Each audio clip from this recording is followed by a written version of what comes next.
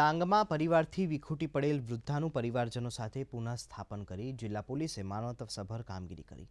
પોલીસને night patrolling દરમિયાન રાત્રિના 11 વાગ્યે દેવીનમાળ જતા રસ્તે ડાંગી પહેરવેશમાં એક અજાણી વૃદ્ધ મહિલા બિનવારસી હાલતમાં મળી આવી। પોલીસે વૃદ્ધાને પીસીઆર વાનમાં બેસાડી સખીવાન સ્ટોપ સેન્ટર લઈ ગયા હતા। ત્યારબાદ સગા સંબંધીને શોધવાની તજવીજ હાથ ધરી પરિવારજનો સાથે મિલન કરાવ્યું।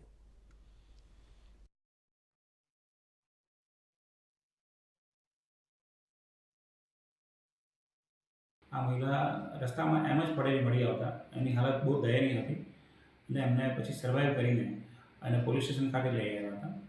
એમનું નામ ઠામ પૂછ્યું હતું પણ એમની એ માનસિક અસ્વસ્થતા એટલી બધી હતી કે જેનાથી એ પોતાનું નામ પણ સરખી રીતે બોલી શકતી નહોતી અને ભાષાનો પણ પ્રોબ્લેમ હતો।